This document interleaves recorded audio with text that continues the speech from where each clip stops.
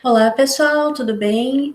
Eu me chamo Valesca, sou professora de Direito Ambiental e de Direito Animal na Faculdade de Direito de Santa Maria.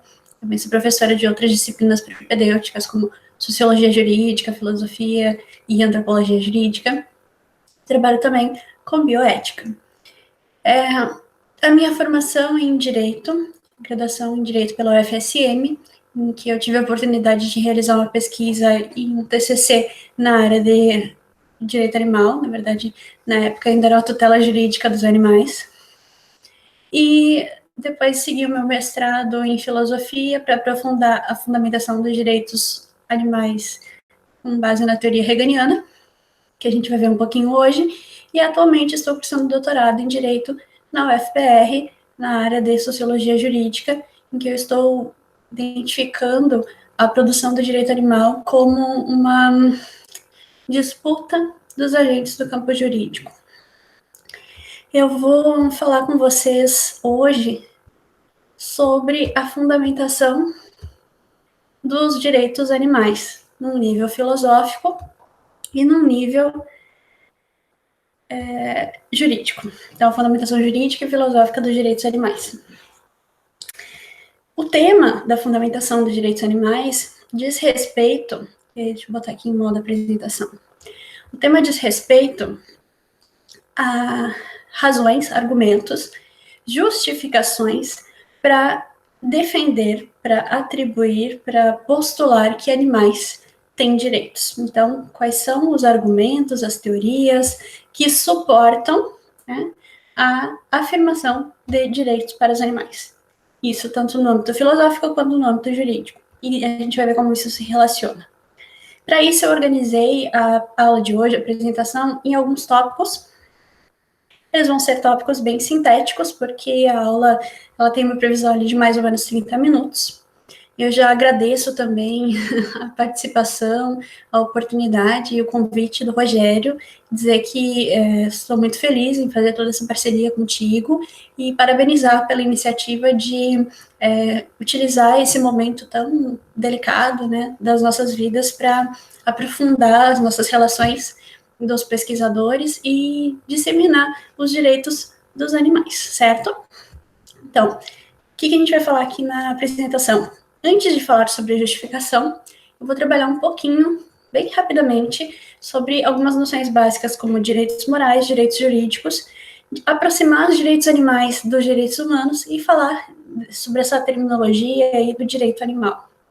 Depois, uma breve contextualização da discussão no nível filosófico, que vai dar, então, os fundamentos filosóficos dos direitos animais, tratar dos fundamentos jurídicos, a partir das bases normativas, depois estabelecer quais são esses direitos animais e passar brevemente por algumas legislações e jurisprudência, que eu chamo de jurisprudência animalista, mas eu tenho certeza que os outros colegas convidados, então, dessa iniciativa aprofundarão temas específicos, leis específicas e alguns julgados também emblemáticos. Bom, começar então com essas noções básicas, né? O que são direitos morais? O que são direitos jurídicos? E por que eu vou fazer essa diferenciação? Porque direitos animais, eles têm a natureza de direitos morais, que vão ser reconhecidos pelos ordenamentos jurídicos e, portanto, serão depois considerados como direitos jurídicos, direitos positivos. Isso quer dizer que existe uma diferença, então, entre direitos morais e direitos jurídicos. Essa diferença ela é feita quando a gente reconhece a existência de pelo menos duas ordens normativas, a semelhança daquela postulação do justnaturalismo ou do justmoralismo, como é o caso, por exemplo, do Ronald Dworkin ou do próprio Tom Regan, que vai dizer que existem direitos que são concedidos por legislações, por estados, são direitos positivados, e existem direitos que pré-existem a essas legislações, que independente de um estado reconhecer ou não, eles são direitos que são garantias, são proteções próprias dos indivíduos. É o caso desses direitos morais, que nas teorias tradicionais de estudos naturalistas eram conhecidos como direitos naturais, direitos inerentes da pessoa. Bom, então justamente essa diferença é importante para a gente entender direitos animais, por quê? Porque embora um direito, mesmo direitos humanos, eles sejam jurídicos, né, eles tenham uma capa jurídica, eles recebam uma proteção, uma instituição pelo Estado, né, a natureza deles não muda. Eles continuam tendo uma natureza moral por conta da sua fundamentação. Então, direitos são proteções. São proteções a quê? A interesses de determinados indivíduos aos quais se reconhece um valor. Na verdade, esses interesses eles são protegidos porque se reconhece que esses indivíduos possuem um valor dentro de um contexto, de uma comunidade moral, né, de uma comunidade de sujeitos. Os direitos humanos são um tipo de direito moral. Se a gente for lembrar das fundamentações dos direitos humanos, na época, então, das primeiras declarações, a gente vai ver que se foca, né, se reconhece um valor do humano, que é o valor de dignidade, por conta da racionalidade humana, da natureza humana, e esse valor, então, faria com que esses sujeitos merecessem um respeito. E a sua individualidade, né, a sua personalidade viria protegida por meio desses direitos. Bom, direitos podem ser, então, proteções, reforços protetivos a interesses considerados relevantes, que é o caso dos direitos morais, tanto humanos quanto direitos animais. Aí, por que a terminologia direitos animais, direito animal, direitos dos animais? Vocês vão ouvir vários termos ao longo desses cursos, enfim, das leituras de vocês. Eu escolhi, e nenhum desses termos ele tem sentido por si mesmo, né? A gente que faz uso dos termos, dos conceitos, e precisa definir, então, o que está querendo dizer quando utiliza um termo ou outro. Eu utilizei direitos animais para fazer uma semelhança, porque existe essa semelhança com os direitos humanos, no sentido de que são direitos que decorrem de uma animalidade, que decorrem de uma natureza animal. Se a gente for pensar em termos de gênero, espécie, de classificações, direitos humanos seriam até mesmo um tipo, um gênero, uma espécie, desculpa, de gênero de direitos animais, porque nós também somos animais, certo? Então, se os direitos humanos decorrem da humanidade, os direitos animais decorrem da animalidade que existe em todos nós. Portanto, protege interesses que são básicos da nossa animalidade, vida, integridade física, entre outros. Mas o que é esse direito animal, né? Por que está aparecendo bastante esse novo termo aí? Porque dentro do direito a gente tem especializações ou disciplinas que são autônomas e o direito animal está postulando a sua autonomia. Então, está se constituindo como um ramo autônomo do direito. E, em contrapartida, direito dos animais, enfim, é mais uma discussão no âmbito da filosofia, mas isso não é necessariamente algo que não se pode falar termos diferentes, certo? Mas, basicamente, está se chamando agora direito animal um ramo do direito que é composto por normas jurídicas, que são baseadas em leis, interpretações dessas leis e as suas aplicações, por exemplo, numa sentença, né? E a construção doutrinária, então, que envolve essa relação e essa interpretação das leis e das sentenças. E qual que é a peculiaridade, então, que vai caracterizar esse direito animal? Ele considera, no âmbito do nosso direito brasileiro, que os animais, eles são titulares de direitos. Então, diferente, por exemplo, de uma proteção da fauna, simplesmente como um objeto, um bem a ser protegido, o direito animal considera que os animais são sujeitos de direito, certo? E aí a gente vai trabalhar com a discussão no campo da filosofia, porque é ela que vai dar todo o início, né, da fundamentação dos argumentos para que os animais sejam considerados sujeitos de direito. O campo da discussão, que envolve, então, essa consideração moral dos animais, é chamado de ética animal.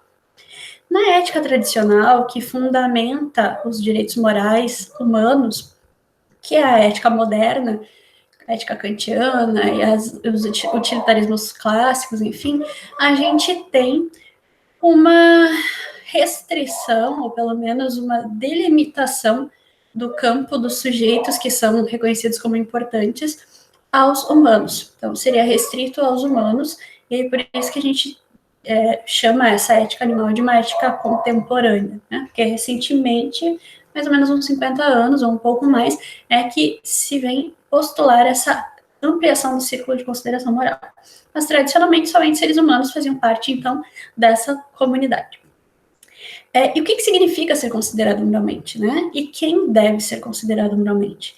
Ser considerado moralmente significa que, no âmbito das nossas escolhas, das nossas ações morais, um indivíduo vai ser considerado como alguém que sofre um efeito da minha ação e, portanto, ele deve ser levado em consideração as suas vontades, os seus interesses, as lesões aos seus bens, né? Porque ele merece um certo respeito, ele tem um certo valor. Tá? E aí, então, com base em que critérios? Tradicionalmente, como ficava restrito aos humanos, se falava da racionalidade, se falava da questão do contratualismo, da reciprocidade, somente quem pode respeitar os meus direitos pode ter direitos também. Então, era algo assim que a gente já está bem acostumado no âmbito do direito, né, a tratar sobre isso. Só que a ética animal ela amplia e postula uma ampliação desse escopo. Com base em que critérios? Sem ciência e interesses, a gente vai ver, e a questão do valor, dignidade, o valor do sujeito. E para isso, o argumento dos casos marginais é bem interessante também, e eu vou falar um pouquinho, mas sem aprofundar muito, porque a discussão é bem mais profunda. Bom, o que é sem ciência? Sem ciência é um fato natural, é uma capacidade que alguns seres biológicos possuem, que habilita esses seres, então, que faz com que eles sejam capazes de experienciar o mundo a partir das suas sensações e emoções processadas conscientemente. Então, a forma da interação desse indivíduo, deste ser com o mundo, é a partir dessas capacidades, dessa capacidade que é a senciência.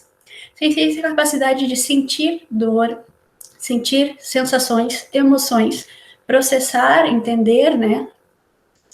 Processar conscientemente essas sensações, reagir ao mundo a partir delas. E essa ciência, então, ela faz com que todos os seres que a possuam experienciem o mundo a partir da perspectiva de um sujeito. Então, todos os seres que são sencientes se relacionam com o mundo a partir dessa perspectiva, né? É o que acontece com o seu corpo, com a sua emoção, com a sua mente, né, por conta dessa forma de vida. E a senciência é a condição necessária para um ser ter interesses. Então, um ser que não é senciente não tem ele interesses. Algo pode ser do interesse, né, de alguém, mas ele não tem um interesse se ele não for senciente. Tá?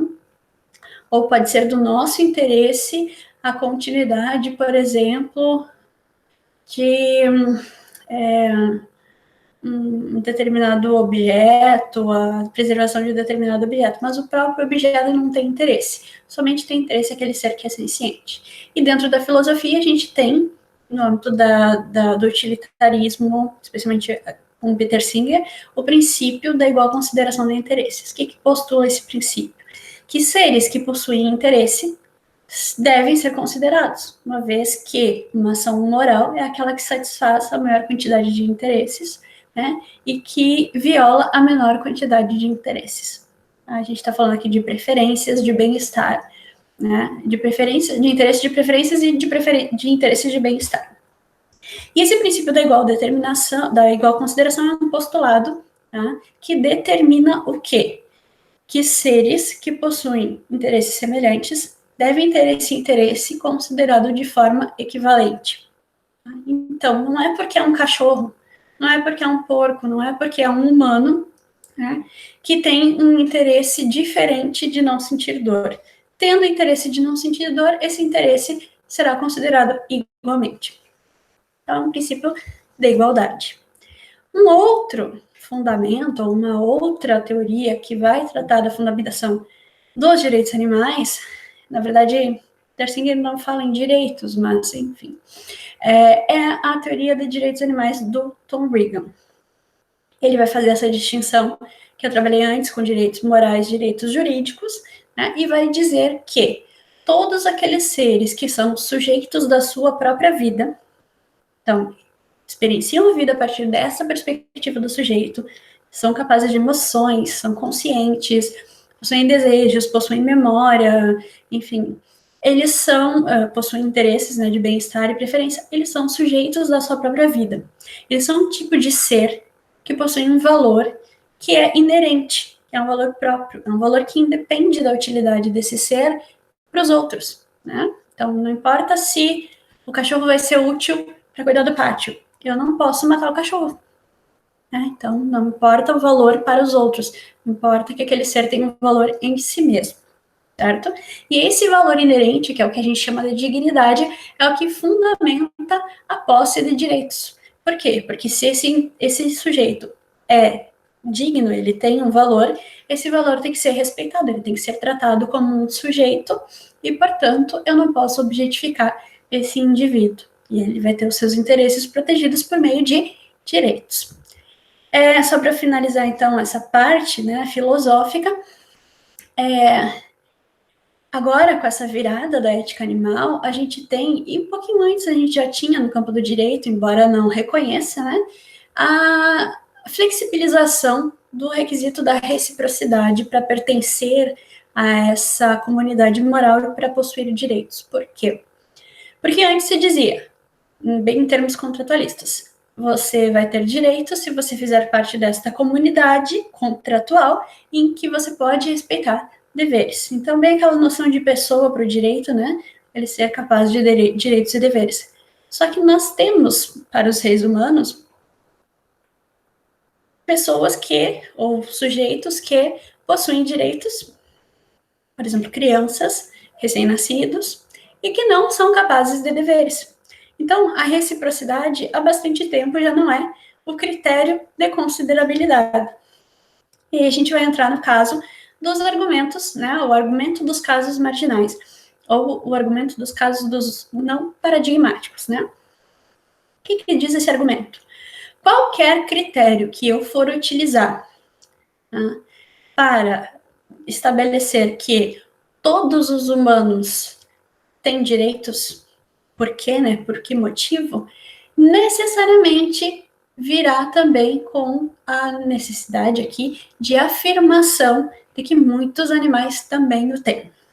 Eu não consigo estabelecer um critério, a não ser que eu seja preconceituoso, eu não consigo estabelecer um critério moralmente justificável que vá conceder direitos para todos os seres humanos e deixar de fora os animais.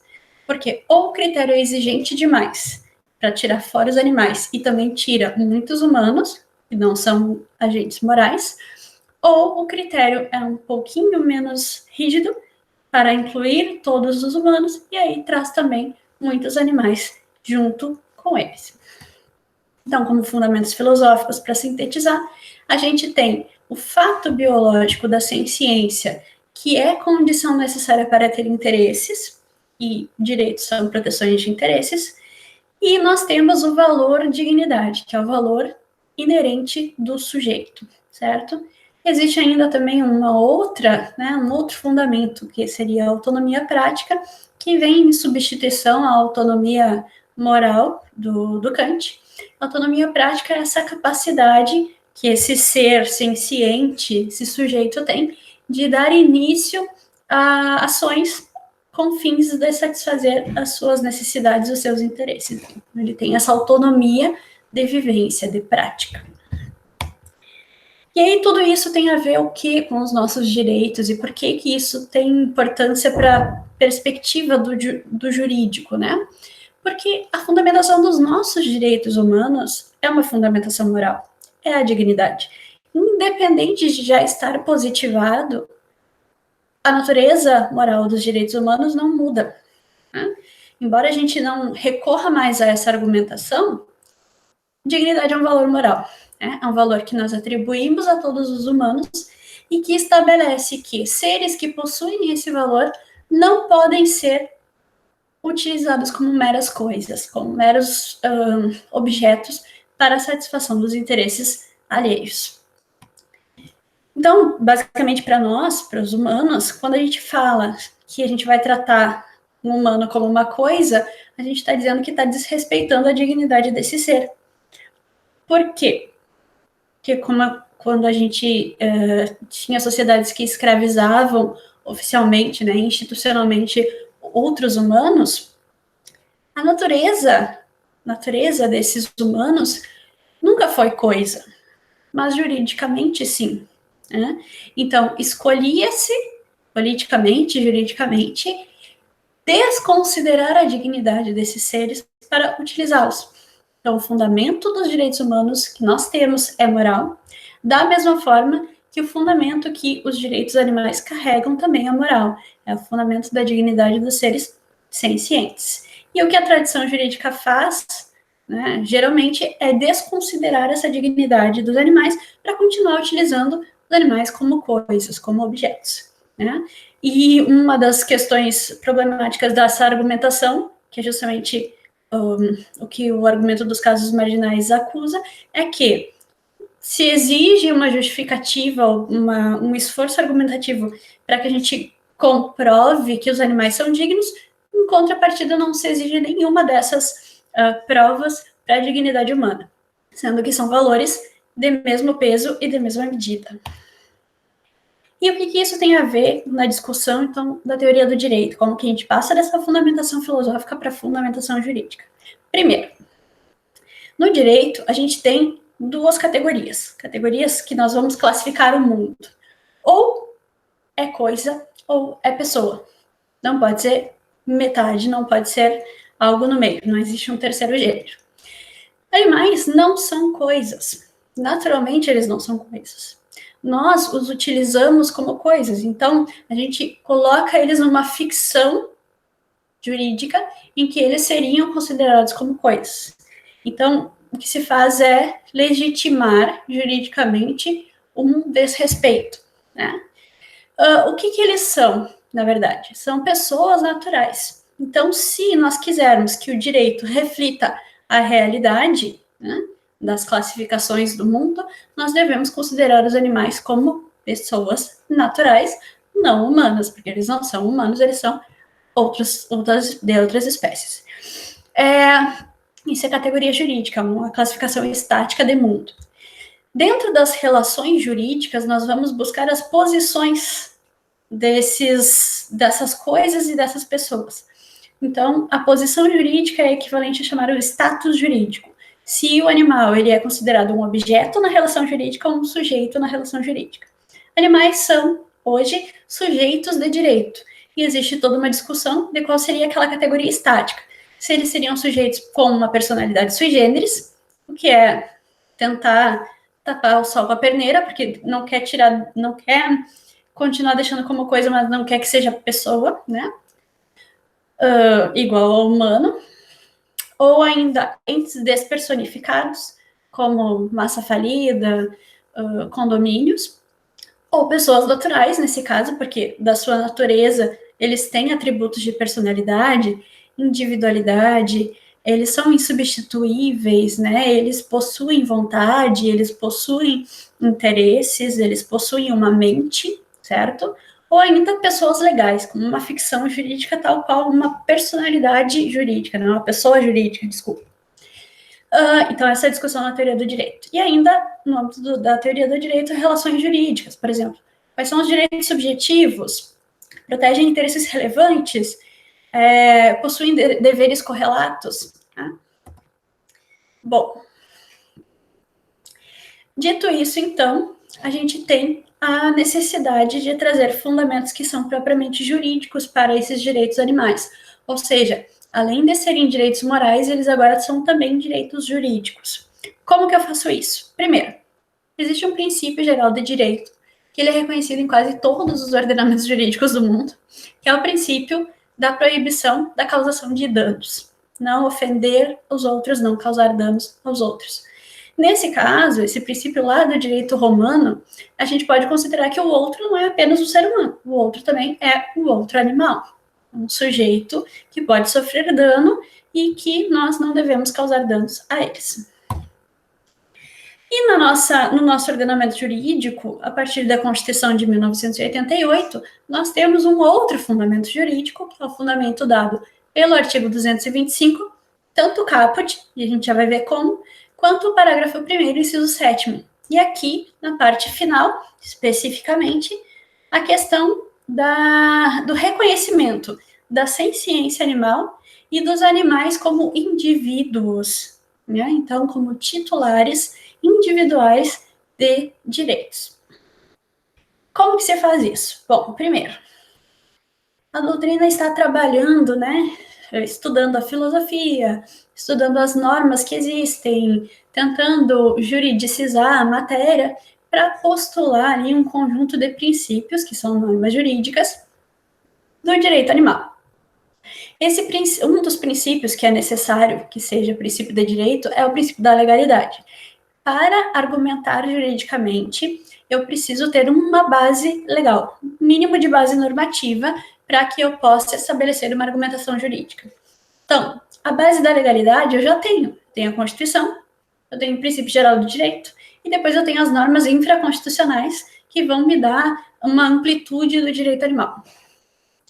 Um outro princípio, que ali a gente já vê como um casamento dessa fundamentação filosófica com a jurídica, né, é o princípio do respeito à dignidade animal. Se reconhece que os animais possuem valor próprio. Independente do uso que o humano quer fazer dele, o animal continua tendo um valor inerente. Né? Justamente na mesma argumentação lá do sujeito de uma vida, que possui valor inerente, o animal possui a sua dignidade. E quando eu utilizo um animal como mera coisa para satisfazer as minhas necessidades, eu estou desconsiderando o valor daquele animal como sujeito. Né? Então, não estou respeitando a dignidade daquele animal. O princípio da senciência é aquele princípio que está lá no artigo da Constituição que estabelece a proibição, quando se estabelece a proibição de submeter os animais à crueldade. E por que há o reconhecimento da senciência? Porque só pode sofrer crueldade aquele ser que é senciente. Não faz sentido a Constituição criar uma norma jurídica, por exemplo, para proibir que as pedras sofram crueldade, porque pedras não são seres sencientes. Então, só pode sofrer crueldade aquele ser senciente, e quando a Constituição fala que se proíbe crueldade contra animais, se proíbe se reconhece a senciência animal como um fundamento, então, fático, né, da posse de interesses que vão ser protegidos por meio de direitos, certo? E, por último, o princípio da igualdade, que é um princípio basilar do direito, na Constituição, inclusive, que vai falar dessa ideia de que os animais não podem sofrer preconceito, né, os indivíduos animais, pelo simples fato de pertencerem a uma espécie diferente.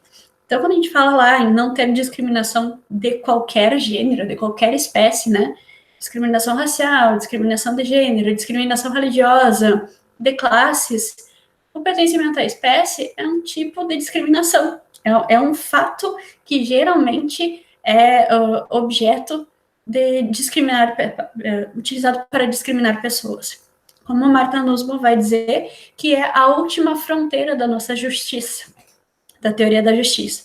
Então, os animais, eles são indivíduos que merecem ser considerados por si mesmos, por seus valores, por seus interesses, independente do pertencimento à espécie.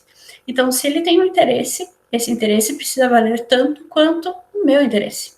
Não é porque ele é um cachorro que ele vale menos do que eu, não é porque ele é um porco que ele vale menos que um cachorro.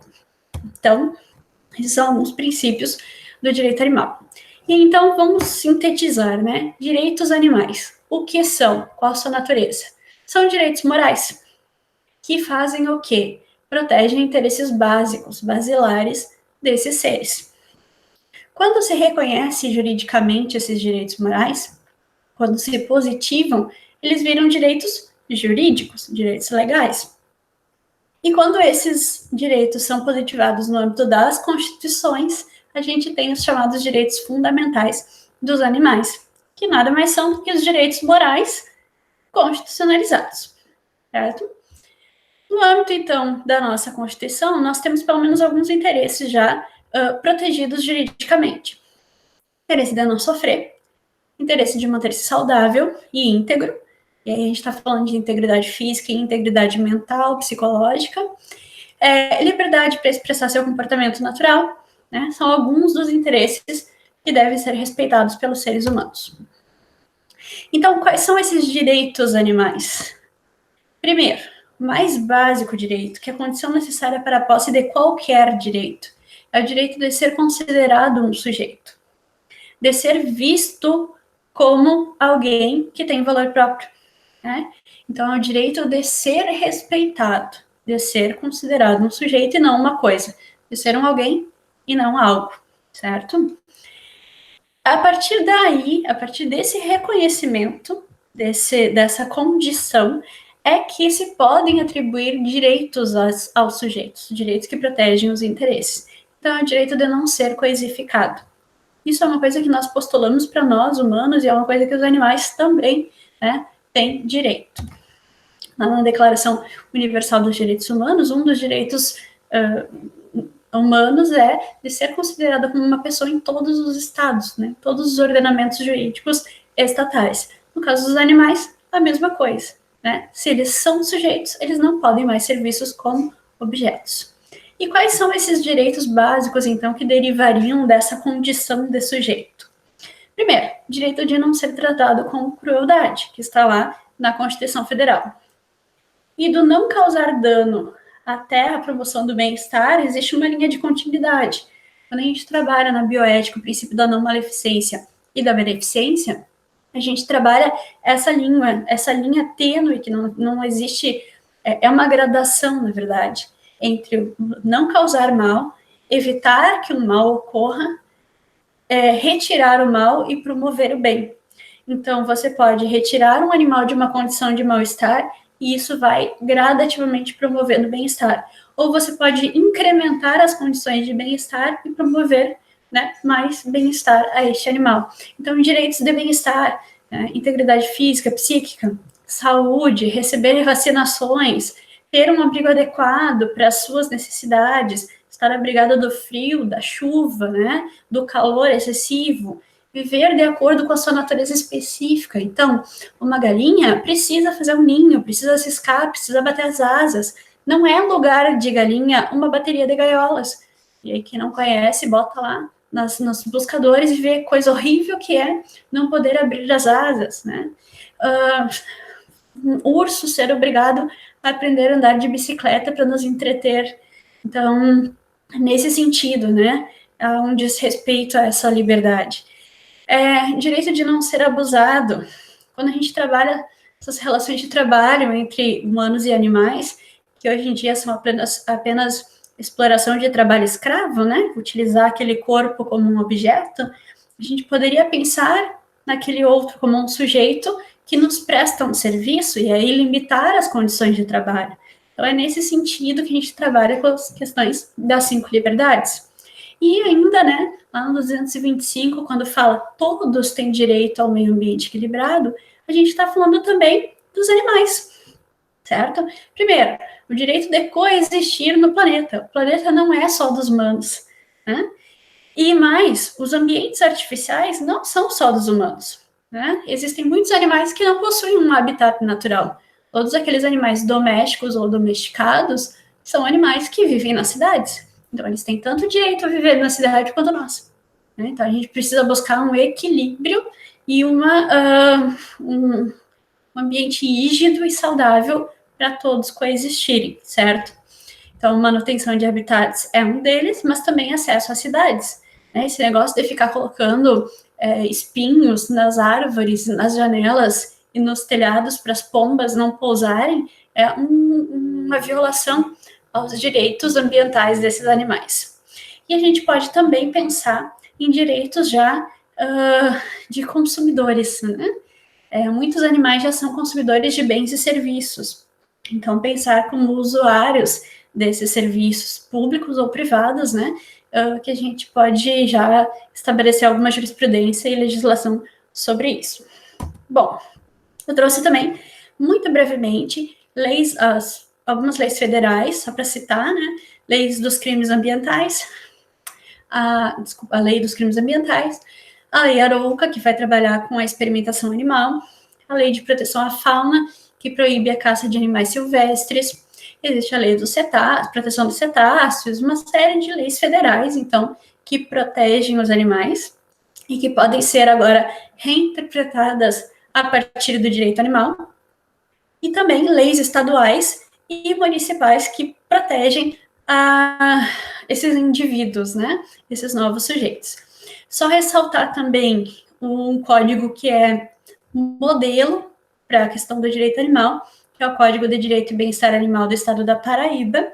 Este código expressamente reconhece os animais como sujeitos de direitos, traz uma série de direitos, garantias para esses animais, então é um código que realmente reflete todo o avanço dessa doutrina, certo? E alguns julgados, claro que eu não vou falar sobre eles, né, mas eu vou deixar o material para que vocês possam pesquisar. Existem vários temas que já estão sendo colocados em discussão no âmbito do Poder Judiciário e produzindo essa jurisprudência animalista. Por exemplo, experimentação animal, universidades que utilizam animais para testes e para ensino, e aí, então, a proibição desses testes quando há crueldade e quando há métodos alternativos, né? Ou ainda, o direito de objeção de consciência, os estudantes que não querem participar das aulas com esses métodos e querem aprender de outras formas. Um tema que projetou o direito animal para o Brasil, enfim, são os temas de conflitos entre cultura e crueldade, né? Então, farra do boi, rinha de galo, pega de porco, vaquejadas, rodeios, são todas ações que, por muitas, né, terem sido julgadas pelo STF, projetou, então, esse tema, né, a matéria de direito animal, para ser reconhecida agora como um novo ramo. Mas também nós temos a tutela dos animais domésticos, né, aqueles de estimação e outros, já no STJ, com um exemplo da questão da regulamentação de visitas, a obrigação do poder público de criar políticas públicas, né, para respeitar os direitos animais. Então, aqui, prestações positivas do Estado, né, a gente pode pensar naqueles direitos de segunda dimensão, saúde, bem-estar, lazer, né, áreas de lazer, enfim. E a tutela dos animais silvestres, que embora não seja um tema novo, ela pode agora, e já vem sendo ressignificada com o reconhecimento de que é o animal também o titular do direito. Então, quando a gente pensa, por exemplo, dos animais exóticos, aquele caso do cervo que foi ser utilizado num shopping para servir como rena no Natal, né, como decoração do shopping, foi considerado que é interesse dele, né, e é para o bem-estar dele voltar para o seu local, em que ele tinha bastante espaço para viver, e não é do seu interesse ser utilizado num shopping. Então, a gente ressignifica a tutela da própria fauna silvestre, que pode ser nativa ou exótica. Só para finalizar, então, eu trouxe alguns julgados, mas eu não vou lê-los, né? Só para mostrar para vocês como essa fundamentação ela já vem refletida na jurisprudência, né? Animais não são coisas, tá? Animais possuem um sistema nervoso central desenvolvido, né? Eles possuem emoções, eles são sencientes. Então, o reconhecimento da senciência, tá? É uma das questões, né? A consciência dessa estrutura orgânica, da capacidade de sofrer, sentir dor. E ainda a questão da dignidade, né? Existe uma dignidade para além da vida humana, a dignidade dos animais. E esse reconhecimento faz limitar os nossos direitos, né? Mas é uma limitação que é para o melhor, é para respeitar mais sujeitos. Então, algumas coisas que nós pensávamos que eram nossos direitos, por exemplo, torturar um animal para se divertir, não é mais reconhecido como um direito. Por quê? Porque se reconhece que os interesses dos não-humanos nos limitam também, né? Então, existe o reconhecimento da dignidade animal e dos direitos animais. Bom, era isso, pessoal.